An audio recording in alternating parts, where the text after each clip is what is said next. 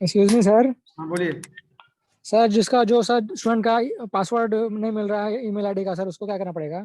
College का, class का, with उसके टीचर टू लिए कॉन्टैक्ट।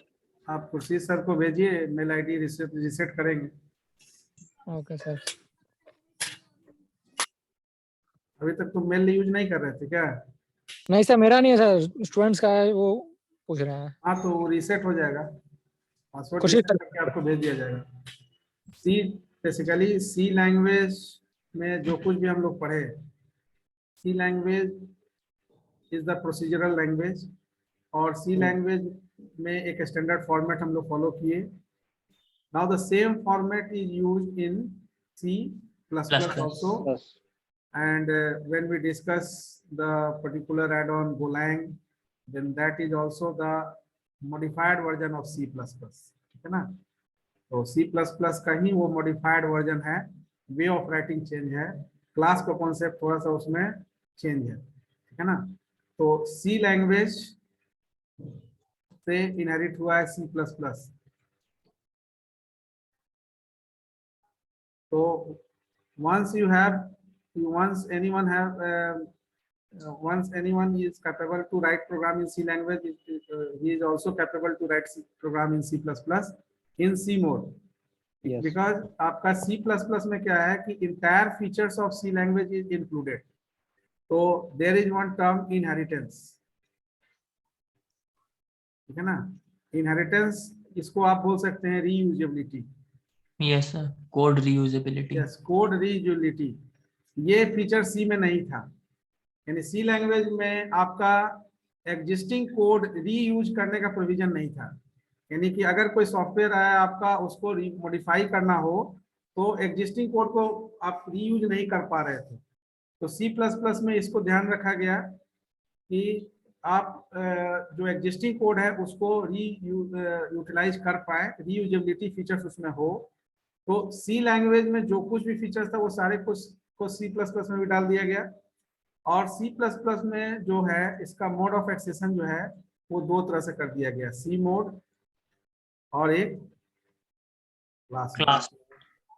यानी सी मोड यानी कि if you are writing program in C language, then you can also write the program in C++ in C mode without any new class. हाँ, without any new features. तो new features is included in the form of class. तो class gives the features of object oriented programming system, यानी UPS का जो concept है वो इस class से आया। अगर आप क्लास नहीं यूज कर रहे हैं C++ में, तो every program written in C language is also written in C++, but there is no any concept of class object, ठीक है ना? तो हर प्रोग्राम को आप सी मोड में लिख सकते हैं, वहां पर किसी तरह का मॉडिफिकेशन नहीं होगा, only the input output section will be change. Logical changing तो किसी भी प्रोग्रामिंग में नहीं होता है, तो यहाँ भी नहीं होगा, केवल इनपुट आउटपुट सेगमेंट चेंज होगा इसमें, बाकी सब कुछ एज इट इज रहेगा। तो रीयूजेबिलिटी का मतलब क्या है कि एग्जिस्टिंग फीचर्स, रीयूजेबिलिटी कैसे होगा? तो रीयूजेबिलिटी करने के बाद एग्जिस्टिंग फीचर्स के साथ प्लस हो जाता है करंट फीचर्स, है ना? तो C++ अगर सी लैंग्वेज से रीयूज करके बनाया गया है तो existing features hold the C mode and current features hold the class mode. तो C++ is the combination of this two mode, यानी कि there is a C mode, यानी कि C version of the particular C++ language and the class version of the C++ programming language. तो when we are in the process to use current features of C++, then we migrate to the class mode, and whenever we want to use the same features which is existing in C language, then we can use C mode to write the program in C++।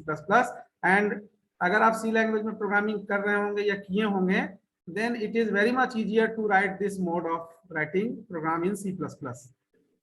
तो only आपको जो same structure, same जो है format use करना है इसमें, जो format आप सी लैंग्वेज में यूज कर रहे थे, तो जिस फॉर्मेट को आप सी लैंग्वेज में यूज कर रहे थे सेम फॉर्मेट को हम लोग यहाँ पर सी मोड में भी यूज कर पाएंगे। अब इसका बेनिफिट क्या है, रीयूजेबिलिटी फीचर्स का बेनिफिट क्या है, वो सारा कुछ हम लोग UPS के पार्ट में देखेंगे। But because today is the first class, I just want to give you the introduction about the particular language. तो इंट्रोडक्शन में ज्यादा हिस्ट्री हम नहीं डिस्कस हम लोग करेंगे, इतना ही जानेंगे कि who is the inventor of this language, ठीक है ना. And Dennis Ritchie, you already know that Dennis Ritchie designed The this founder of C language, language. and Zarn Stutzkraf is the inventor of the C++ language.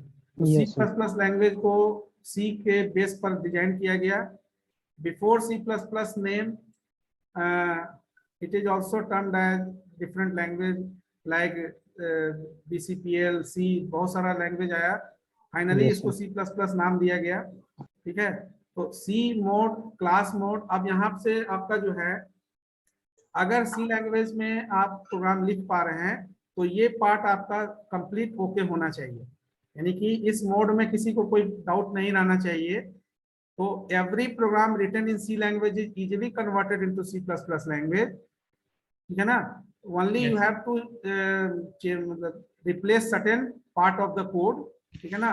Algorithmic and logical changing is remain same, कोई changing नहीं होगा.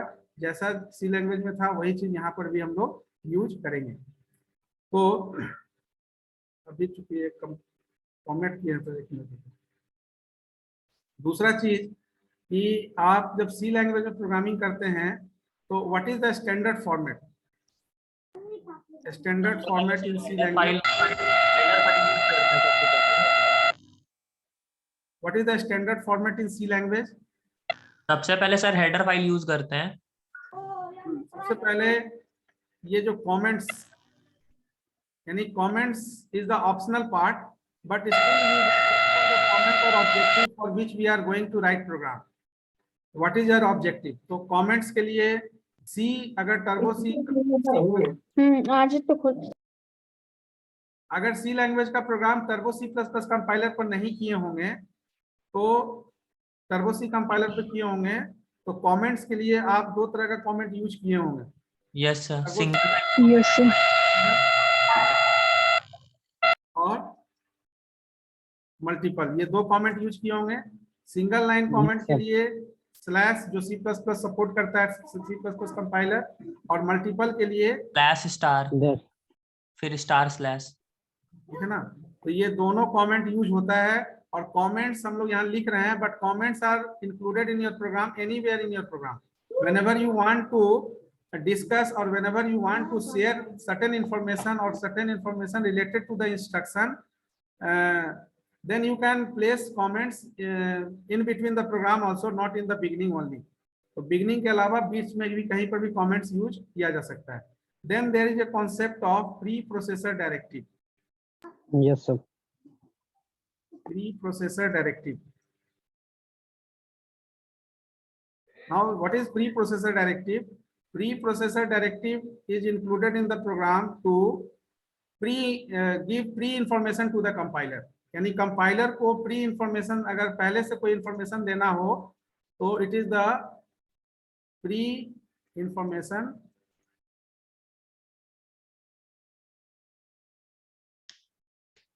For compiler.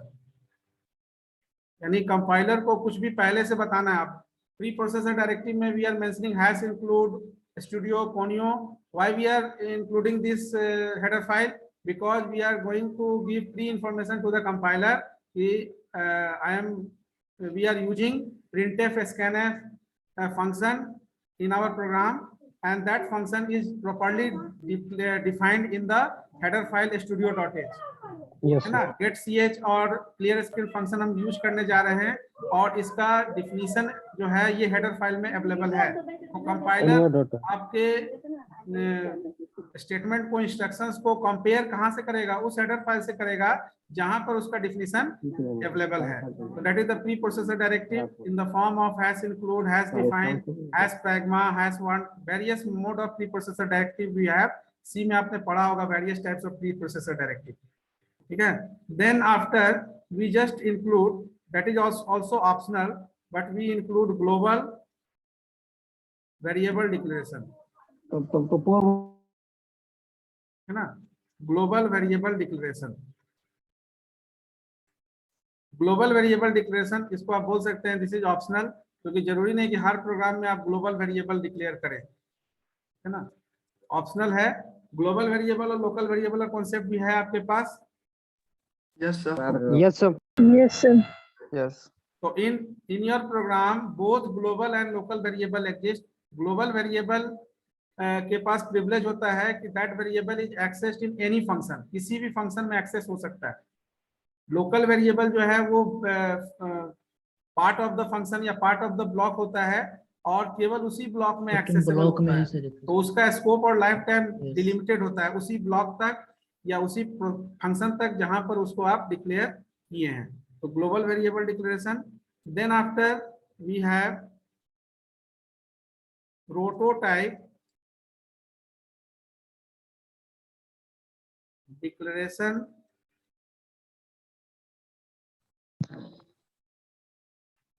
अब यहाँ पर दोनों चीज है, with और या ऑब्लिक विदाउट,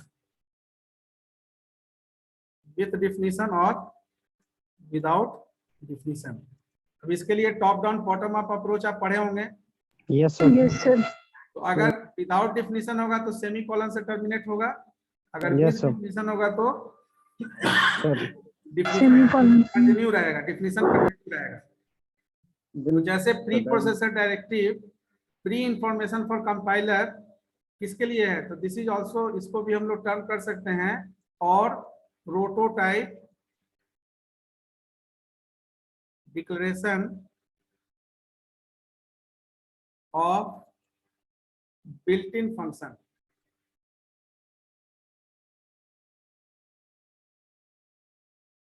ठीक है ना। तो prototype declaration of built in function. तो प्री प्रोसेसर डायरेक्टिव से हम ये प्रोटोटाइप डिक्लेरेशन कर बताते हैं बिल्ट इन फंक्शन के लिए। After that we will have a main function.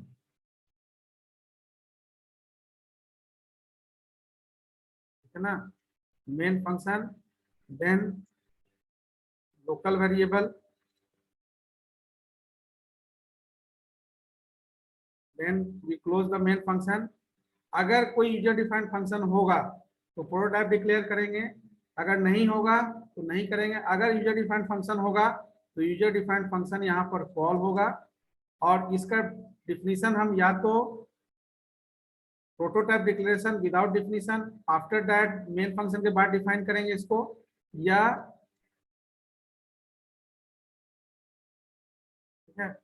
Local variable. So this is the standard format of any C language program. Here there is no any concept of class, object, ठीक है ना। तो ये जो आप जो यूज कर रहे थे C में, ये सारा चीज आप C++ में भी यूज कर पाएंगे। ठीक है ना। तो C++ में every C program you just start to convert every C program into C++। ठीक है ना। जब तक हम लोग oops के फीचर्स को डिस्कस करेंगे तब तक आपका सारा प्रोग्राम लगभग C मोड में C++ में कन्वर्ट हो गया होगा। ठीक है ना। और उस प्रोग्राम को फिर हम लोग क्लास मोड में देखेंगे। नाउ सी सर एक क्वेश्चन था सर। हाँ बोलिए।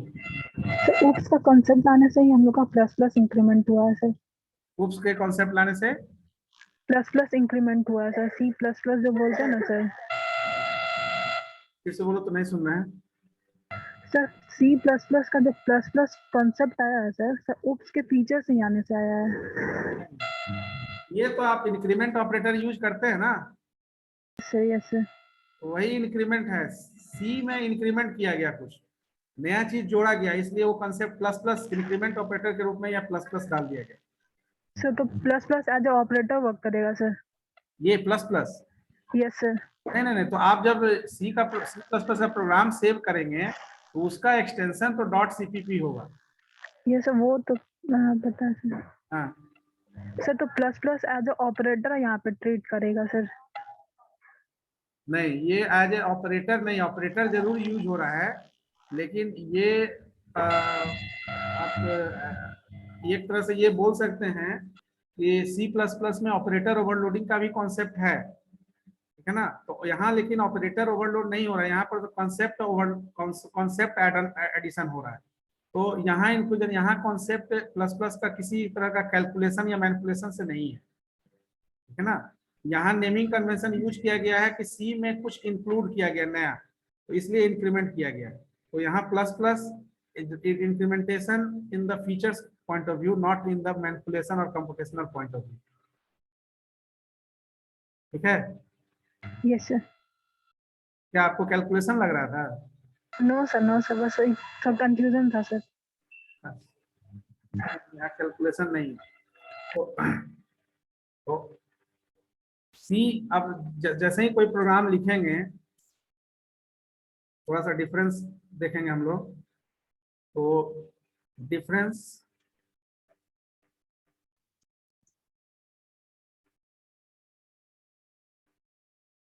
Between C and C++। तो सी मोड है C++।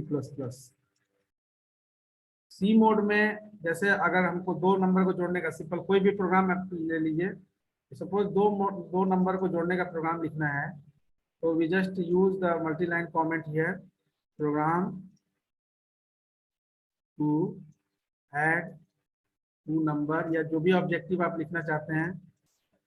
In C++ same thing occur in single line comment, but जब आप टर्बो C++ कंपाइलर पर प्रोग्राम लिख रहे होते हैं तो आप ये दोनों काम करते हैं, सी में भी कर लिए होंगे, ठीक है ना? क्योंकि टर्बो C++ कंपाइलर ये सिंगल लाइन और मल्टी लाइन दोनों कमेंट को सपोर्ट करता है। अगर टर्बो C कंपाइलर को आप यूज करेंगे तो सिंगल लाइन कमेंट को ही हम मल्टीपल लाइन कमेंट के रूप में भी यूज करते हैं। तो most of the students use the turbo C++ compiler, तो both comment is already accessed और utilized by the all student.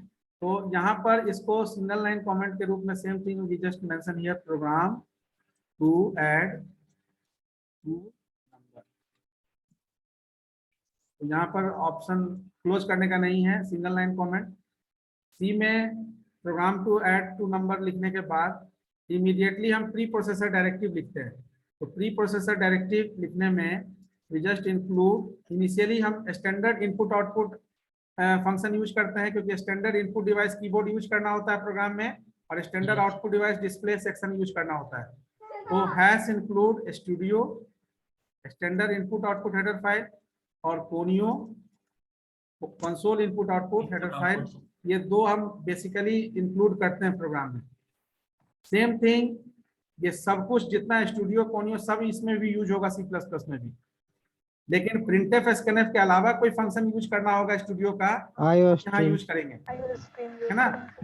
और नहीं तो यहाँ पर हम अगेन यहाँ जो प्रिंटफ स्कैनफ फंक्शन है, यहाँ पर उसका फंक्शन के जगह यहाँ ऑब्जेक्ट यूज होता है, सी आउट सी इन सर। हाँ, तो उसके लिए हम उसका क्लास इंक्लूड कराते हैं iostream.h। अब ये अगेन आईडी किसी आईडी में आप काम करेंगे लाइक देव C++, ठीक है ना? तो उसमें ये हेडर फाइल भी आपको एक्सटेंशन देने का जरूरत नहीं, iostream लिख देंगे चलेगा, ठीक है? अगर आईडी में करेंगे वर्क तो यहाँ पर कंसोल इनपुट आउटपुट आपका काम नहीं करेगा, या जो भी है, क्योंकि उसका विंडो वर्जन है, तो विंडो में आपका आउटपुट जनरेट हो जाता है, आउटपुट विंडो वहाँ पर ऑलरेडी रहता है। तो उसके लिए अलग से आपको पॉज या होल्ड करने का जरूरत नहीं है आउटपुट स्क्रीन।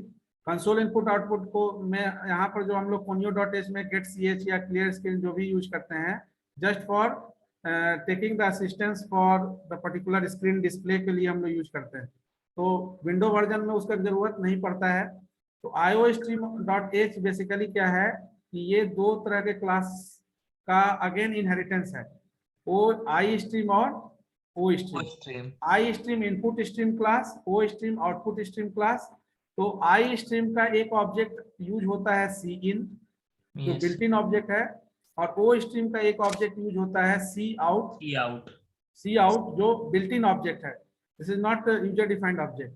तो इस दो क्लास iStream क्लास और OStream क्लास से इनहेरिट करके बन गया iostream क्लास, यानी कि I और O दोनों के फीचर्स को इंक्लूड किया गया iostream में। तो iostream के जगह आप iStream.h OStream.h भी लिख सकते हैं प्रोग्राम में, लेकिन ये दो इंक्लूजन करना होगा। iostream लिखने से क्या है कि आप कीबोर्ड और मॉनिटर दोनों के लिए ऑब्जेक्ट यूज कर सकते हैं, Cout और Cin। तो Cout is for display section and Cin is for keyboard section, ठीक है ना? तो नेक्स्ट जो है, अगर हम सिंपली प्रोग्राम लिख रहे हैं तो सिंपली प्रोग्राम लिखेंगे तो यहाँ लिखते हैं void main अब void भी कुछ IDE में सपोर्ट नहीं करता है, तो अगर हम यहाँ जो बात हम कर रहे हैं हम लोग टर्बो C++ कंपाइलर की, Yes, sir. IDE में वैरी करेगा, है ना। तो void अगेन यहाँ पर भी हम लिखेंगे void main। अब 2 नंबर को जोड़ने के लिए सिंपली यहाँ पर लेते हैं वेरिएबल, जैसे वेरिएबल डिक्लेयर करते हैं वैसे ही यहाँ भी डिक्लेयर करते हैं, इसमें कोई चेंजिंग नहीं है। लेकिन जब गोलैंग पढ़िएगा, ठीक है ना, तो गोलैंग में इसका जस्ट अपोजिट डिक्लेरेशन होता है, यानी कि पहले variable and then data type. Data type. तो C++ के जैसा ही सब कुछ C++ के जैसा होगा, इसलिए क्योंकि गोलैंग भी आप पढ़ेंगे, गोलैंग भी लगा है ना आपका। Yes sir. हाँ, Yes, तो sir. जैसे जैसे C++ में पढ़ेंगे गोलैंग भी इनहांस होता जाएगा, क्योंकि ये पूरी अगर C++ को देखें तो Golang totally C++ based language है, सिमिलर टू C++ है, वे ऑफ राइटिंग केवल चेंज होगा। तो इंट आपका इंटीजर डेटा टाइप AB, तो AB को वहां लिखेंगे A B and then int, ठीक है ना। तो ये वे ऑफ राइटिं केवल वहां चेंज होगा और कुछ और पर्टिकुलर पार्ट है, बाकी जैसे C++ में लिखेंगे वैसे ही। अब यहाँ पर हम लोग बेसिकली क्या करते थे, क्लियर स्क्रीन करते थे, ठीक है। तो वो Yes, sir. चीज आप यहाँ पर भी टर्बो C++ अगर कंपाइलर पर काम करेंगे तो तो कर ये सकते हैं। सब कोनियो सब यूज होगा, ठीक है ना। कोनियो Yes, भी sir. जैसे यूज कर रहे हैं तो वैसे ही यूज होगा, Yes, sir. ठीक है। तो यहाँ पर भी विंडो हमको क्लियर करना होगा, आउटपुट स्क्रीन, तो क्लियर स्क्रीन यूज करेंगे। क्लियर स्क्रीन कहीं पर भी यूज कर सकते हैं, जैसे डेटा स्ट्रक्चर यूजिंग सी में हम लोग देखे थे। तो क्लियर स्क्रीन जहां पर भी स्क्रीन प्रीवियस स्क्रीन को क्लियर करना है तो उसको हम क्लियर स्क्रीन को कॉल कर सकते हैं। देन प्रिंटफ यूज कर रहे थे, प्रिंटफ Hello, sir. जैसे, हाँ जैसे डबल कोट में जैसे न्यू लाइन स्कैप सीक्वेंस यूज कर रहे थे एज इट इज यहाँ भी यूज होगा, डबल कोट Sir. कर रहे थे एज इट इज यहाँ भी यूज होगा, ठीक है ना। तो इंटर 2 नंबर या 2 बार में करना है तो 2 बार enter first number second number यहाँ भी कर सकते हैं। अंतर क्या है, यहाँ सी आउट लिखेंगे। अब सी आउट के साथ ये एक एडिशनल ऑपरेटर लगा। Insertion, sir. हाँ, Insertion ये operator. एडिशनल ऑपरेटर को क्या कहते हैं, Insertion operators. कौन, Insertion operator. हाँ, ये इंसर्शन ऑपरेटर है। इंसर्शन क्यों है, क्योंकि सी आउट में यहाँ जो डबल कोट के अंदर जो कुछ भी लिखेंगे ये आपका डिस्प्ले सेक्शन में इंसर्ट होगा, यानी जहां से मॉनिटर से आप जिसको देख पा रहे हैं तो Yes, वहां sir. पर ये इंसर्ट होगा, इसलिए इंसर्शन ऑपरेटर है। Inter Yes, sir. 2 नंबर। अब यहाँ पर देखो, यहाँ एक और कंसेप्ट है कि अगर हम जावा का प्रोग्राम आप लिखेंगे तो Yes. मैसेज को कॉन्कैटिनेट करना होगा तो plus operator plus operator. Yes, sir. यहाँ पर मैसेज को कॉन्कैटिनेट करना होगा। जैसे प्रिंटफ भी 2 तरह से यूज करते थे, केवल मैसेज के लिए और message Yes, with sir. Value के लिए भी करते थे। Yes Yes, sir. sir. यहाँ भी सी आउट का यूज केवल मैसेज के लिए और मैसेज विद वैल्यू के लिए भी करेंगे। वेरिएबल। जब मैसेज विद वैल्यू करेंगे तो सी में क्या करते थे उसको भी देखेंगे अभी। तो यहाँ सिंपली जैसे प्रिंटफ लिखा गया, यहाँ सी आउट लिखे। सी आउट जो है वो ओ स्ट्रीम क्लास का ऑब्जेक्ट है सी आउट, और यहाँ पर इंसर्शन ऑपरेटर आपका लगा सी आउट के साथ। String Yes. डिस्प्ले हो गया जैसे यहाँ प्रिंटफ में लिखे। देन यहाँ पर स्कैनफ यूज करते थे और 2 इंटीजर है तो दोनों के लिए percent D Percent. Ampersand A ampersand B. Address of B लिखते थे। यहाँ Yes, पर ये एम्परसेंड कन्वर्शन स्पेसिफायर सबका कॉन्सेप्ट खत्म, Yes, sir. यानी कि सी इन ऑब्जेक्ट के साथ एक्सट्रैक्शन ऑपरेटर यूज करेंगे। Extraction operator. Yes, ये sir. आपका इंसर्शन ऑपरेटर, ये एक्सट्रैक्शन ऑपरेटर।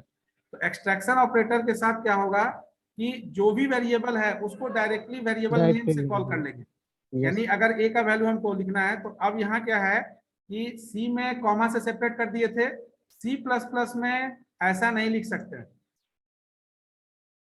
आगे फिर गोलैंग में लिखेंगे, ठीक है। तो सी इन ए, सी इन ए, तो यहाँ पर हो गया Again in B, extraction. यानी कि Yes, sir. सी आउट में इंसर्शन ऑपरेटर को यूज करेंगे कॉन्कैटिनेट करने के लिए, और सीन में एक्सट्रैक्शन ऑपरेटर को यूज करेंगे कॉन्कैटिनेट करने के लिए। 2 वेरिएबल है तो दोनों को सेपरेट करने के लिए यूज करेंगे। यहाँ पर कॉन्कैटिनेट, यहाँ पर सेपरेशन। 3 है तो 3 करेंगे, ठीक है ना। और नंबर ऑफ ऑपरेटर हम यूज कर रहे हैं यही, या ये जो कंसेप्ट है, जिस concept is called cascading, cascading of input output operator, ठीक है। कैस्केडिंग का मतलब होता है जब whenever we are using more than one insertion and extraction operator to fulfillment of any objective, then the case is known as cascading of input output operator. Operators. तो अगर एक से अधिक एक्सट्रैक्शन ऑपरेटर यूज हो रहा है तब भी कैस्केडिंग होगा, इंसर्शन ऑपरेटर यूज हो रहा है तब भी कैस्केडिंग होगा। तो यहाँ तक दोनों में सेम था। अब क्या है कि जैसे हम प्रिंटफ में पहला प्रिंटफ केवल मैसेज के लिए लिखे, दूसरा प्रिंटफ हम चाहते हैं कि ऐसा हो कि sum of two number and percentage d is equal to percentage d, तो हम क्या करते थे वहां ए प्लस बी और यही करते थे। Yes sir, get C H उसके बाद। बस यहाँ पर यही कॉन्कैटिनेशन, जहां जहां परसेंटेज डी लिखे हैं वहां पर उस वेरिएबल को कॉल करना है और कॉन्कैटिनेशन के लिए ये operator use insertion operator use करेंगे सर। जब भी कॉन्कैटिनेट करेंगे तो प्रीवियस स्ट्रिंग को डिलिमिट कर देंगे, यानी कि ऐसा नहीं है कि स्ट्रिंग हमारा कंटिन्यू रहेगा, प्रीवियस स्ट्रिंग डिलिमिट हो जाएगा। जावा में यही काम प्लस ऑपरेटर से करते हैं, ठीक है। तो यहाँ पर सी आउट और यहाँ लिखेंगे जैसा फॉर्मेट है। अब सम ऑफ एक स्ट्रिंग है, उसके बाद हमको वैल्यू को कॉल करना है, तो उसी फॉर्मेट में अगर लिखना है तो sum of double quotation close, concatenate करने के लिए आपका इंसर्शन ऑपरेटर आया, वेरिएबल को डायरेक्टली वेरिएबल नेम से कॉल करना है। अगेन एंड आपका स्ट्रिंग है डबल कोट में, एंड के बाद फिर आपको बी को कॉल करना है, बी को कॉल किया, बी के बाद इक्वल टू आपका स्ट्रिंग है तो डबल इक्वल टू, और उसके बाद फिर इक्वल टू के बाद फिर परसेंटेज डी किसके लिए है, ए प्लस बी के लिए, ठीक है। और यहाँ से सेमीकोलन या हैंडल भी यूज कर सकते हैं। अब देखिए यहाँ पर ये कॉन्कैटिनेशन कैसे हुआ इसको समझना है। That is the part of formatting you have to observe whenever you are going to write or make any types of format. यानी सम ऑफ की जगह हम डायरेक्ट यहाँ सम इक्वल टू भी लिख सकते थे, लेकिन whenever you want to customize the format, customize the expression, customize the string or message as per your requirement, then you can use this operator as a concatenation tools. तो concatenation tools के रूप में use कर सकते हैं। Then finally we just use get ch and close. Here no additional function is there, so no user defined function, no prototype declaration, only the prototype declaration of built-in function is there. तो again यहाँ पर भी get ch लिखेंगे और close कर देंगे। तो this mode is the C mode of, this is the C mode of C++. So you can write any program which is written in C language in C++ also. So right now I have no compiler, but I just try to write the code in online compiler. Hello sir, हाँ बोलिए। C++ में main के पहले हम sir using name space std लगाते हैं sir. नहीं नहीं, वो आईडी में लगाते हैं। कुछ कंपाइलर बताए ना, कुछ कंपाइलर में जब हम लोग कीवर्ड ये सब डिस्कस करेंगे तो वहां पर डिस्कस करेंगे। ये आप बता रहे हैं ना अभी, जैसे ऑनलाइन कंपाइलर में यहाँ है। यस सर, इसमें जैसे कि हम देखिए यहाँ पर अगर हम इसको कमेंट में डाल देंगे तो क्या दिक्कत है, स्क्रीन दिख रहा है ना। यस यस सर, सर, यहाँ पर आप लैंग्वेज चेंज करके अलग अलग चेंज करके रन कर सकते हैं ऑनलाइन कंपाइलर को, ठीक है ना। VB भी पढ़ना है आपको, तो VB का भी कोड रन होता है यहाँ। तो अब देखिए, अब यहाँ इसको जब आप एग्जीक्यूट करिएगा, रन करिएगा, तो सी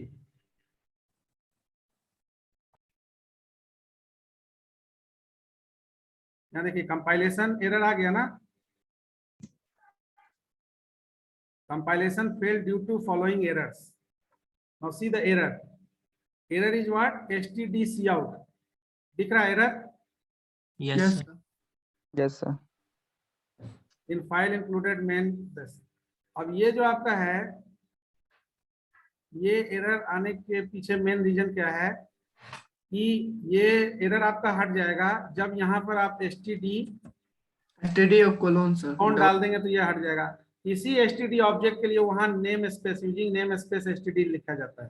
तो आईडी अगर यूज करेंगे देव C++ तो वहां पर ये आपको प्रॉब्लम है। ये भी आपका आईडी एक तरह से, तो यहाँ पर ये नेम स्पेस यूजिंग दोनों कीवर्ड यूज हो रहा है, लेकिन turbo C plus plus compiler में ये आपका हर कंपाइलर में ये नेम स्पेस एसटीडी देने का जरूरत नहीं है। नहीं। यूजिंग नेम स्पेस कीवर्ड दोनों यूज करने का जरूरत नहीं है। तो एसटीडी लिख के करना होगा तो ये रन कर जाएगा, इसमें कोई दिक्कत नहीं है। तो उसी चीज के लिए एसटीडी के लिए क्या करते हैं कि अब बार बार आपको पूरे प्रोग्राम में बार बार लिखना पड़ेगा एसटीडी। तो इससे इसका एक ही सोल्यूशन है कि आप इसको इंक्लूड कर दीजिए, शुरू में ही यूज कर लीजिए, इस ऑब्जेक्ट को यूज कर लीजिए STD. Now there is no, So what is the significance of बार बार इसको लिखना नहीं पड़ेगा। जैसे अगर हमको कोई दूसरा लाइन का स्टेटमेंट लिखना है, ठीक है, दूसरा लाइन में लिख दिए हेलो या वेलकम सी प्लस प्लस। अब यहाँ पर क्या है कि आप जितना बार सी आउट यूज करें, सी इन यूज करें, ये सब काम करेगा। दूसरा देखिए, जैसे स्कैप सीक्वेंसेस वहां यूज कर रहे थे न्यू लाइन, यहाँ भी आप यूज कर सकते हैं, ठीक है। स्कैप सीक्वेंस सेम काम करेगा। जैसे अभी सेम लाइन आया तो लाइन चेंज करना है तो you can use escape sequences as all escape sequences as you are using in C language, ठीक है। नाउ अब यहाँ पर क्या है कि अगर इंट ले रहे हैं तो यहाँ रिटर्न करा रहे हैं, तो लिनक्स इन्वायरमेंट में भी जब आप काम करिएगा जीसीसी कंपाइलर जीपीपी पर, तो वहाँ पर भी वॉइड सपोर्ट नहीं करता है, तो वहाँ पर इंट आपको डेटा टाइप मेंशन करने का जरूरत होता है। तो सी मोड में तो आप लिखे। अब देखिए सी प्लस प्लस में अगर आपको लिखना होगा, अभी जो हम लोग प्रोग्राम लिखे, तो we just mention here int A B, और यहाँ पर हमको कोई क्लियर स्क्रीन करने की जरूरत नहीं क्योंकि आउटपुट विंडो यहाँ है। तो इसलिए यहाँ पर IOStream देखिए, IOStream.h IDE में, तो यहाँ पर आपका जो है .h हेडर फाइल भी लगाने की जरूरत नहीं है। दूसरा कि ए और बी दो वेरिएबल लिए, दो वेरिएबल लेने के बाद सी आउट ऑब्जेक्ट यूज करेंगे। सी आउट ऑब्जेक्ट में जैसे सी में लिखते थे इंटर, जो भी इंफॉर्मेशन डालते थे, इंटर 2 नंबर 3 नंबर जो भी, सी इन, अब जैसे दो वेरिएबल है तो ए के बाद बी, और उसके बाद सी आउट में यहाँ पर मैसेज डिस्प्ले करा दीजिए, ठीक है, sum of A and B equal to A plus B, ठीक है। इसको कमेंट में डाल दें। सेम थिंग है, प्रिंटफ स्कैनफ की जगह चेंज कर दिए। प्रिंटफ का यूज जैसे दो तरह से यूज होता था, उसी तरह से यहाँ भी सी आउट का दो तरह से यूज होगा। Inter 2 number 23 45, sum of 23 and 45 equal to 68। I think that you are getting the point कि क्या आपको चेंज करना है सी मोड में, ठीक है ना। यहाँ तक में कोई दिक्कत नहीं है ना sir? No, sir. So what is the significance of namespace there? What is the significance of Namespace, sir, namespace. Name space? Basically आपका जो है यहाँ पर जो भी आपका ऑब्जेक्ट है, सी आउट और सीन जो ऑब्जेक्ट है, सी आउट और सीन ऑब्जेक्ट के लिए आपका जो है वो पर्टिकुलर ऑब्जेक्ट क्रिएट कर रहा है एसटीडी, ठीक है ना। तो नेम स्पेस एक तरह से क्लास का रोल प्ले कर रहा है, ठीक है। Yes, sir. एसटीडी आप जो है वो प्रिसीड करेंगे जब आप कोई भी एक्सटर्नल क्लास यूज करते हैं, तो स्कोप रेजोल्यूशन ऑपरेटर यूज करते हैं कि नहीं? Scope resolution operator means, sir? Suppose we have one variable a equal to 10, ठीक है। Yes, and sir. तो a है तो इसको चेंज कर दो, a की जगह ले लो p। And in main also we have one variable t equal to 20। Hmm. Now if you want to print this t, how you can print it? Sir, the t which we have declared within the main function will override the value of t, which is defined outside. अच्छा, तो no provision to print this value t? Till now, I don't know, sir. Maybe. Yes, there is provision, है ना? तो t equal to, Python में sir 20 हो जाता है yes new value, Python में न्यू वैल्यू आ जाएगा। पाइथन, हम C++ में बात कर रहे हैं अभी। C++ तो t पता है। इक्वल टू, अगर हमको प्रिंट करना है t इक्वल टू इस 20 को, तो t को कॉल करते हैं, t को कॉल करेंगे तो देखते हैं क्या प्रिंट करता है।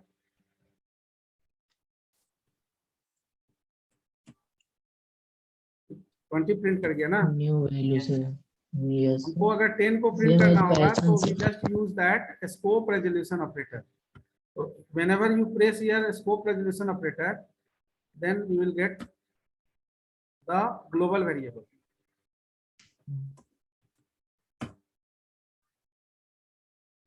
Yes, sir. तो अगर हमको ग्लोबल वेरिएबल, अगर अब देखो यहाँ क्या है कि अगर हम यहाँ पर चाहें तो t प्लस t भी कर सकते हैं, आउटकम आना चाहिए।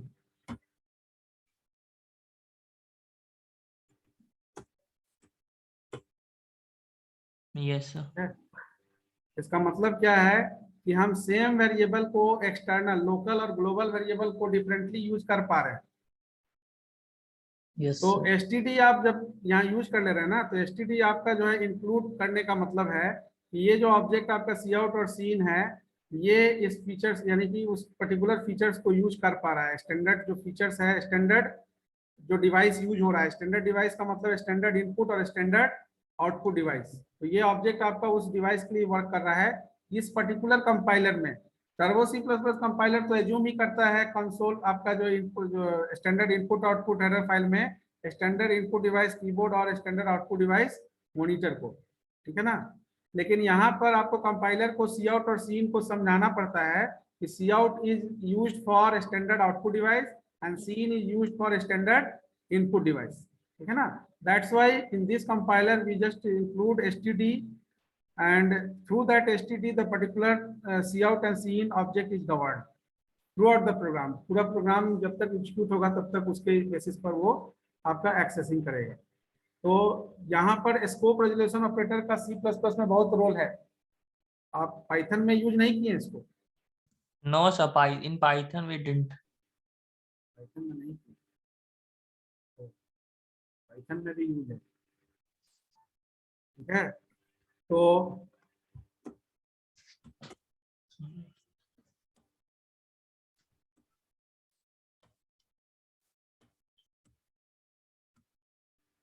स्कोप रेजोल्यूशन ऑपरेटर क्लियर हो गया होगा। तो I think that in today's session you observed that whatever program you are writing in C language is also written in C++, and you just initiate to write all C program into C++ now, ठीक है। सभी C program को कोशिश करिए C++ में convert करने के लिए। You already have Dev C++ compiler, you already have Turbo C++ compiler, you are already familiar with that compiler Turbo C++ as well as Dev C++. So you just start to write program. From next class we just discuss the concept related to the object oriented programming, okay na? And some modeling part also. Before that I just share some contents related to C++. Okay, Na? sir. Hello, sir. You just go through that concept, and before discussion in the next class you just go through that concept and then come to the next class. Sir एक जो यहाँ पे question है sir, हाँ बोलिए। Sir यहाँ पे double semicolon use किया है, एक्चुअली मैं डिस्कनेक्ट हो गया था सर, बता हाँ, दें। Double semicolon. डेवी कोलोन डबल जो- क्लोन सर, डेवी double colon sir, cout. फिर हम आपका केवल अभी इतना जान जाइए कि this is known as scope resolution operator. Okay sir. Double colon is known as scope resolution operator. और ओके यहाँ पर ये डबल कोलोन का काम है एक्सटर्नल वेरिएबल को एक्सेस करना। तो किसी भी एक्सटर्नल वेरिएबल को एक्सेस करने के लिए हम ये डबल कोलोन यूज करेंगे। तो जब हम लोग क्लास डिस्कस करेंगे तो वहां पर यही चीज आपको समझ में आएगा डबल कोलोन क्या है। एक्चुअली क्लास का जो कॉन्सेप्ट है, क्लास का जो कॉन्सेप्ट नेक्स्ट क्लास में हम लोग डिस्कस करेंगे। क्लास का कॉन्सेप्ट आज चूंकि फर्स्ट क्लास था, तो क्लास का जब कॉन्सेप्ट डिस्कस करेंगे तो ये जो आपका है scope resolution operator is very much clear to you. ये Okay, क्लियर sir. समझ में आ जाएगा why scope resolution operator is used. Additional है, ये एडिशनल ऑपरेटर है जो यूज हो रहा है, सी में आप यूज नहीं किए हैं लेकिन सी में भी यूज होता है, ठीक है ना। सी में कोलोन तो है ना, सी में Yes, भी sir. यूज कर सकते हैं इसको आप। ऐसा नहीं कि सी का कंपाइलर में नहीं कर सकते, सी में भी ग्लोबल वेरिएबल को एक्सेस करने के लिए you can use scope resolution operator, Resolution. या you can also say it scope access operator. Pointer तो पढ़े होंगे ना, Yes, sir. sir. Sir pointer के कॉन्सेप्ट में है scope access operator. Sir C plus plus में भी एरे और पॉइंटर का कॉन्सेप्ट वही रहेगा जो सी में है। नहीं, एरे और पॉइंटर का कॉन्सेप्ट तो मोर और लेस सब वही है, लेकिन यहाँ पर डायनेमिक मेमोरी एलोकेशन का कॉन्सेप्ट थोड़ा डिफरेंट है। डायनेमिक मेमोरी एलोकेशन आप सी में पढ़े हैं, उसके लिए बहुत सारा फंक्शन पढ़े हैं, malloc, calloc, malloc calloc, Yeah, lock, function, free. ठीक है ना। बट यहाँ पर केवल 2 ऑपरेटर काम करता है, न्यू और डिलीट। लेकिन सी में जो प्रॉब्लम था वो सी प्लस प्लस में बना हुआ है, इसीलिए गोलैंग टाइप का फ्रेमवर्क यूज करना पड़ रहा है, ठीक है ना। तो गोलैंग प्रोग्रामिंग लैंग्वेज एग्जिस्टेंस में आने का वजह यही है कि सी लैंग्वेज और सी प्लस प्लस में भी गार्बेज कलेक्टर का कॉन्सेप्ट नहीं है जो जावा में है Yes, है sir. ना। तो मेमोरी वेस्टेज बहुत ज्यादा है, तो Yes. Wastage of memory space is not maintained in C++ also, which is earlier not maintained by C language also. That's why there is a need to another language, and Golang is designed by Google in 2007. 2007 में Google ने ये design किया, develop किया अपने scientist के team के through, और Golang language दे दिया। गो लैंग्वेज एक्चुअली गो था, लेकिन गोलैंग उसका नाम दे दिया गया गोलैंग, क्योंकि गो जो है बहुत सारा फॉर्म गो से ब्रांडेड थे, तो गोलैंग एक डिफरेंट आइडेंटिफिकेशन रखता है। Sir, how many keywords are available in C++? अच्छा, गुड क्वेश्चन। तो अब इस कीवर्ड में आ रहे हैं, ठीक है ना। Today we do not discuss any keyword, और in C plus plus all 32 keywords are included. जो 32 कीवर्ड्स आपका सी का वो तो रहेगा ही रहेगा, Yes. ठीक है ना। Apart from the 32 keywords, some more keywords we have, all around we have 65 keywords, but regular manner में 48 keywords is the standard keyword, ठीक है ना। 48 आपका जो है 16 ऐड हुआ है, 32 के बाद 16 ऐड हुआ है, और 17 ऐसा है ना। 17 ऐसा कीवर्ड है जो स्पेसिफिक कंपाइलर यूज कर रहा है, सारे कंपाइलर में कॉमन नहीं है। तो जो 16 ऐड हुआ वो 16 कॉमन टू ऑल है, और जो 17 अनकॉमन है वो स्पेसिफिक कंपाइलर ही केवल यूज कर रहा है, सारे कंपाइलर यूज नहीं कर रहे। नहीं कर रहे हैं। यानी all around we have 65, 63 to 65 keywords, लेकिन 32 कीवर्ड्स के बाद 16 keywords are commonly used by each and every compiler. यानी अगर बोला जाए स्टैंडर्ड 48 कीवर्ड्स भी है इन सी प्लस प्लस, ठीक है ना। Yes. सी प्लस प्लस में 48 कीवर्ड्स है। Sir, हाँ, while using cout, the operator which we use, it is called insertion operator. why it is called insertion operator?